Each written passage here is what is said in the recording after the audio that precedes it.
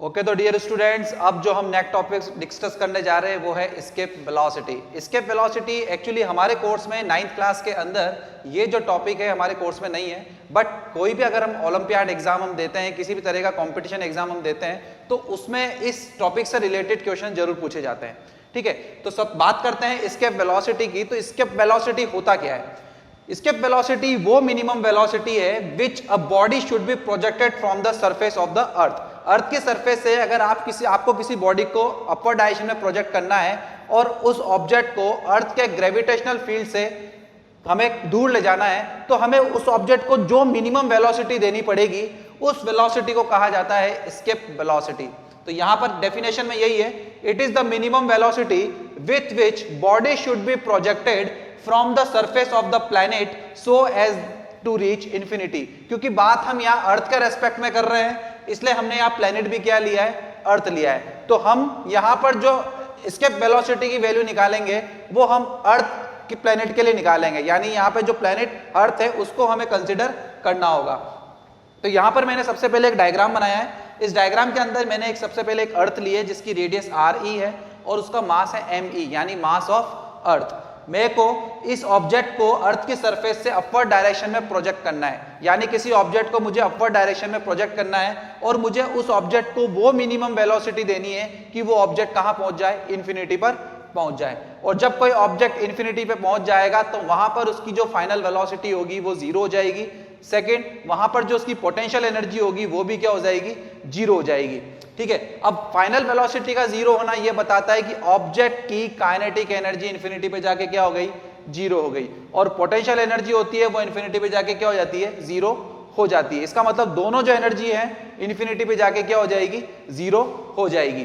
तो by the law of conservation of energy, law of conservation of energy के concept से ही पता पड़ता है, इस लॉ से हमें पता पड़ता है कि जो टोटल एनर्जी होती है किसी भी बॉडी की वो हमेशा कंजर्व्ड रहती है। टोटल एनर्जी का मतलब kinetic energy plus potential energy, और अगर एनर्जी हमारी कंजर्व्ड है तो हम यहां पर law of conservation of energy लगाएंगे।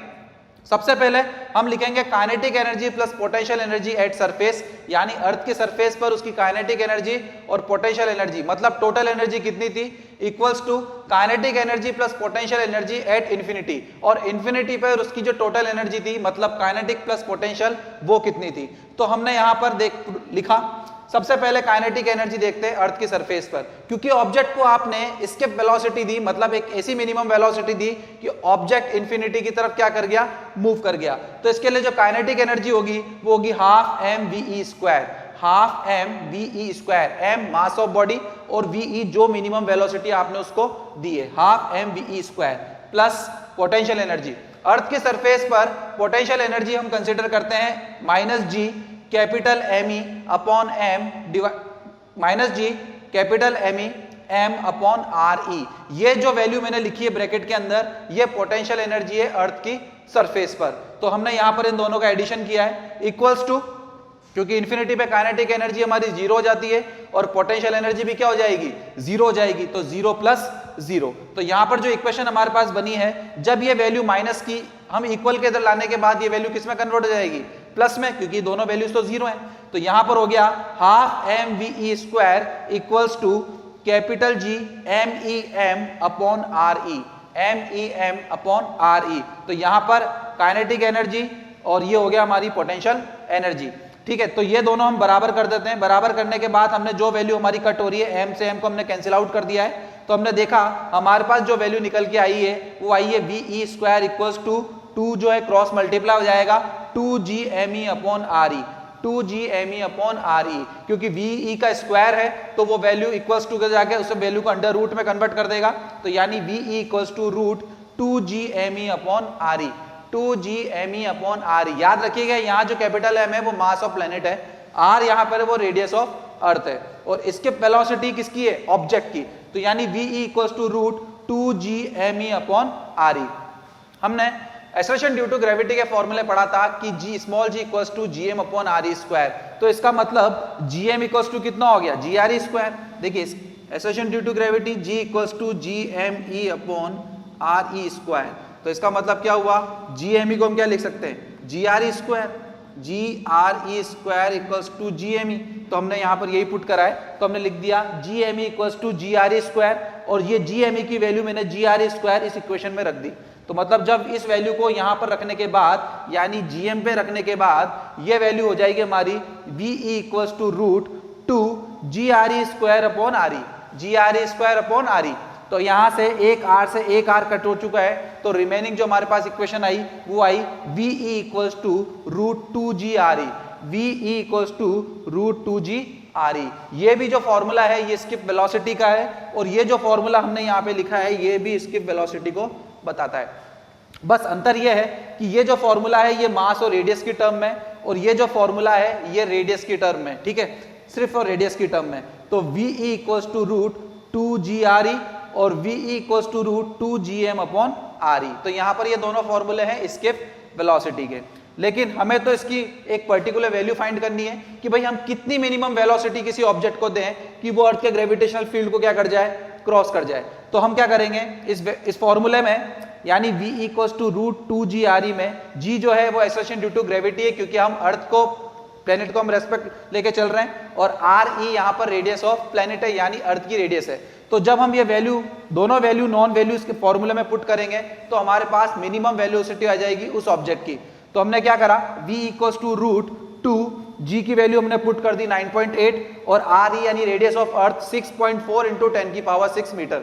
तो जब हमने इस वैल्यू को सॉल्व करा तो हमारे पास जो स्किप वेलोसिटी की वैल्यू निकल कर आई वो आई 11.2 किलोमीटर पर सेकंड। इसका मतलब एक सेकंड में ऑब्जेक्ट 11.2 किलोमीटर अगर मूव करता है तो वो ऑब्जेक्ट स्किप कर जाएगा, यानी अर्थ के ग्रेविटेशनल फील्ड को क्रॉस कर जाएगा। तो ये हो गया फॉर्मूला हमारे पास, और ये हो गई स्किप वेलोसिटी की वैल्यू। अब देखते हैं कि स्किप वेलोसिटी के टर्म को, मतलब इस फॉर्मूले को हम डेंसिटी और की टर्म में कैसे लिख सकते हैं। तो हमें पता है कि मास इक्वल्स टू होता है वॉल्यूम इनटू डेंसिटी, क्योंकि density equals to mass upon volume. तो मास इक्वल्स टू क्या हो गया, वॉल्यूम इनटू डेंसिटी। अगर हमें अर्थ का मास फाइंड करना है तो हमें अर्थ का वॉल्यूम निकालना पड़ेगा और अर्थ की डेंसिटी हमें यहाँ रखनी पड़ेगी। तो अर्थ एक सॉलिड स्फीयर होता है, एक यूनिफॉर्म सॉलिड स्फीयर है, तो इसका जो वॉल्यूम होगा वो होगा 4/3 pi RE cube, 4/3 pi RE cube. तो यहाँ पर हमने ME वॉल्यूम ऑफ अर्थ लिख दिया 4/3 pi RE cube into density of earth, into density of अर्थ। और ये जो मास ऑफ अर्थ की वैल्यू आई है हमने इस इक्वेशन में पुट कर दी, इस वाली इक्वेशन में VE equals to root two GME upon RE। यहाँ M की जगह हम क्या पुट करेंगे, ये वैल्यू। तो जैसे ही हमने ये वैल्यू इसके अंदर पुट करी, देखो इक्वेशन क्या है, VE equals to root two GME upon RE, और ME की जगह हमने क्या पुट कर दिया, ये वैल्यू देखिए, ये ME यहाँ से वैल्यू उठा के हमने यहाँ पुट कर दी। जैसे ये वैल्यू हम यहाँ पुट करेंगे तो हमारे पास इक्वेशन आ जाएगी VE equals to root two capital G bracket में 4/3 पाई RE क्यूब जो कि वॉल्यूम है into density of earth divided by RE, divided by RE। एक RE से इसकी एक पावर कट हो जाएगी, तो रिमेनिंग हमारे पास क्या बचेगा, VE equals to root 8/3 pi density of earth into universal gravitational constant into RE square. ये जो फॉर्मूला है ये डेंसिटी की टर्म में है, किसका, स्किप वेलोसिटी का। और बाकी ये दोनों फॉर्मूले मास और रेडियस की टर्म में, और ये gravity associated due to gravity और रेडियस की टर्म में। आपको इस इक्वेशन उस सिचुएशन के अकॉर्डिंग हम फॉर्मूला यूज करेंगे क्वेश्चन में, ठीक है। तो ये कन्वर्ट हो गया हमारा फॉर्मूला स्किप वेलोसिटी का इन टर्म्स ऑफ डेंसिटी। अब जो स्किप वेलोसिटी होता है, किसी ऑब्जेक्ट की मिनिमम वेलोसिटी जो होती है वो किन किन फैक्टर्स पर डिपेंड करती है। तो पहला फैक्टर है skip velocity does not depends on mass of the body. देखो यहाँ पर जो हमने फॉर्मूले लिखे हैं, ये वाला फॉर्मूला हो चाहे ये फॉर्मूला हो चाहे ये फॉर्मूला हो, इस फॉर्मूले में मास की कहीं बात नहीं हो रही है, मतलब ऑब्जेक्ट का मास यहाँ पर कंसीडर नहीं कर रहे। तो इसका मतलब स्किप वेलोसिटी यहाँ तो ऑब्जेक्ट के मास पर डिपेंड नहीं कर रहा।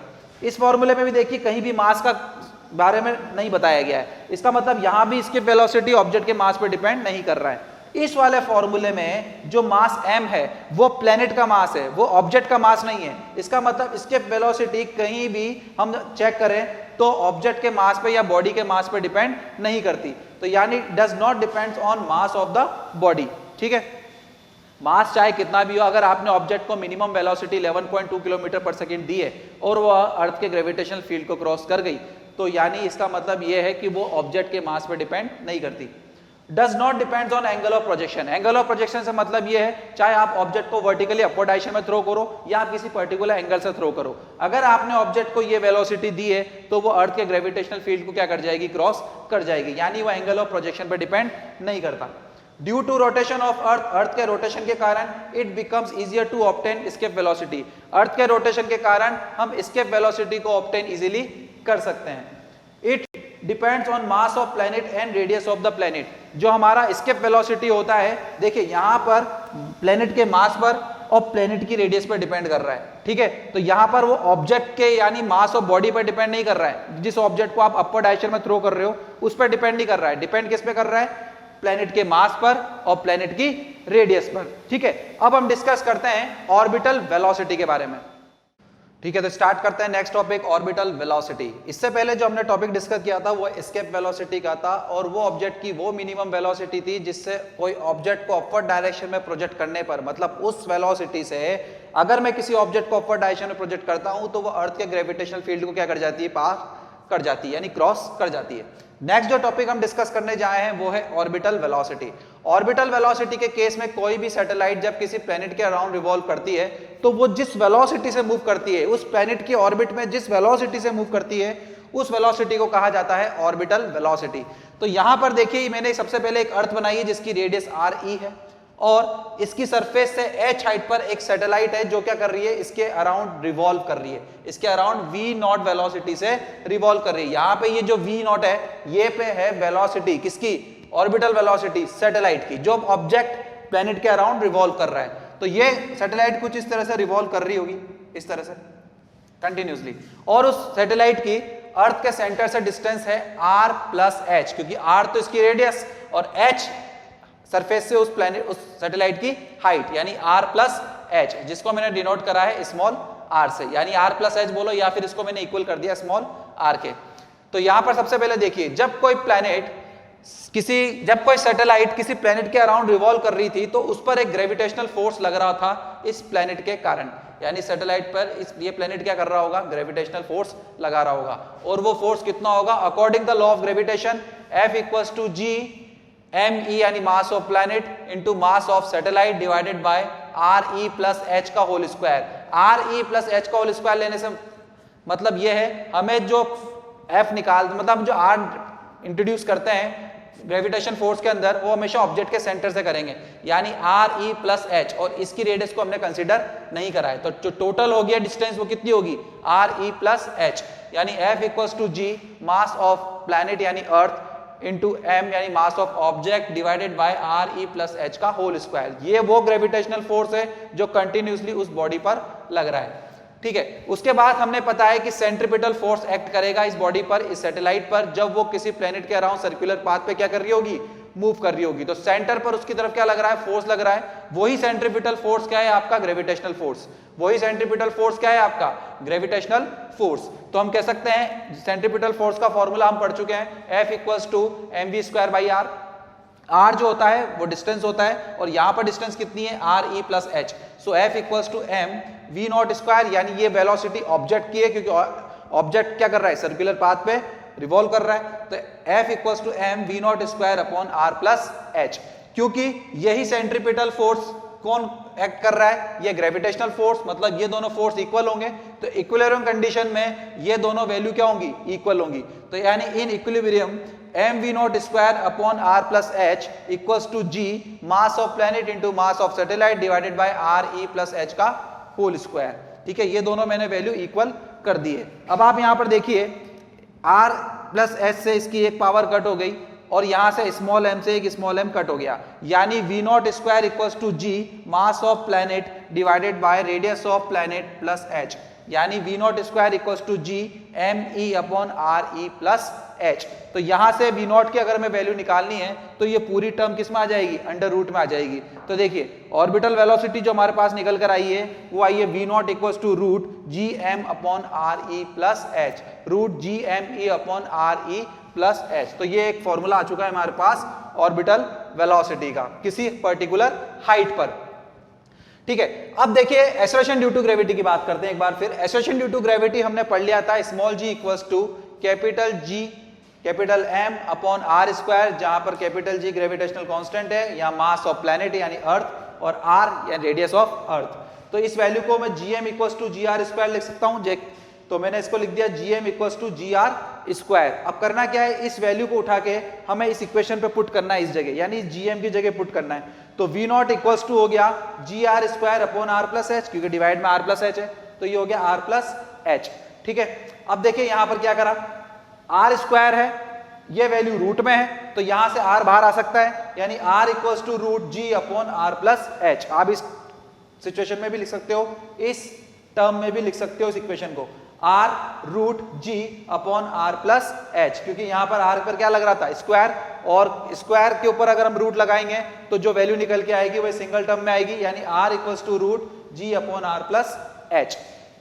ठीक है, देन उसके बाद अब बात करते हैं, क्योंकि ये जो ऑब्जेक्ट था किसी हाइट पर था, तो अगर मैं when the satellite revolve close to the surface of earth, मतलब मैं अर्थ सैटेलाइट को अर्थ के एकदम क्लोज लेके आया हूं, मतलब सरफेस के एकदम क्लोज लेके आया हूं, तो उस हाइट को मैं क्या कंसीडर करूंगा, जीरो, यानी नेग्लिजिबल मान लूंगा, उस हाइट को मैं क्या कंसीडर करूंगा, zero. When the satellite revolve close the surface of the earth, earth के पहले यहां पर देखिए काफी हाइट पर था, अब इसको मैं काफी क्लोज लेकर आ गया हूं, क्लोज लेकर आ गया हूं मतलब अर्थ के रेडियस के कंपेयर में हाइट बहुत छोटी है, तो यानी उसको मैं क्या कंसीडर करूंगा, h इक्वल्स टू जीरो। तो यहां पर मैंने लिख दिया h इक्वल्स टू जीरो।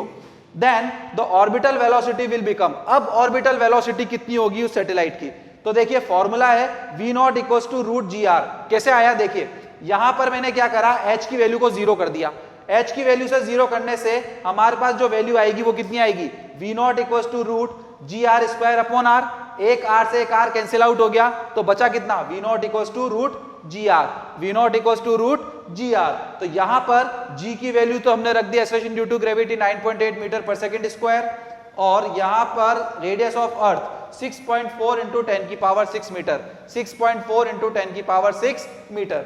इस वैल्यू को सॉल्व करने के बाद जो ऑर्बिटल वेलोसिटी हमारे सामने आई वो आई 7.92 किलोमीटर पर सेकेंड। इसका मतलब पर सेकेंड वो 7.92 किलोमीटर की स्पीड से क्या करेगा, रिवॉल्व करेगा। इस 7.92 को हमने अप्रोक्सीमेट 8 किलोमीटर पर सेकंड भी हम लिख सकते हैं, यानी हम ये कह सकते हैं कि जो ऑर्बिटल वेलोसिटी होगी जब हम किसी ऑब्जेक्ट को अर्थ की सरफेस के क्लोज लेकर आएंगे, जहां पर हमने उसकी हाइट को क्या कंसीडर किया, h इक्वल्स टू जीरो, तो वहां पर उस ऑर्बिट पर उसकी वेलोसिटी होगी 7.9 किलोमीटर पर सेकेंड या फिर अप्रोक्सीमेट 8 किलोमीटर पर सेकेंड। तो यहां से ये वैल्यू निकली है हमारे पास ऑर्बिटल वेलोसिटी की। अब इसके बाद देखते हैं कि जो ऑर्बिटल वेलोसिटी है वो किन किन फैक्टर्स पर डिपेंड कर रहा है या नहीं कर रहा है। तो सबसे पहला पॉइंट है independent mass of satellite. Orbital velocity जो होती है वो ऑब्जेक्ट के मास पर डिपेंड नहीं करती, मतलब सैटेलाइट के मास पर डिपेंड नहीं करेगी। Second, decrease with the increase in the radius of the orbit. अगर मैं ऑर्बिट की रेडियस को बढ़ा देता हूं, मतलब इस हाइट को अगर मैं ज्यादा बढ़ा देता हूं, तो हाइट बढ़ाने के साथ क्या होगा, आपकी जो ऑर्बिटल वेलोसिटी होगी वो क्या कर जाएगी, डिक्रीज कर जाएगी। Third, depend mass and radius of planet. अब जो ऑर्बिटल वेलोसिटी होती है वो डिपेंड करती है किस पर, प्लैनेट के मास पर और प्लैनेट की रेडियस पर, ऑब्जेक्ट के मास पर डिपेंड नहीं करेगी। आगे बात समझ में, ठीक है, क्लियर हो चुका है यहां पर कि depend mass and radius of planet.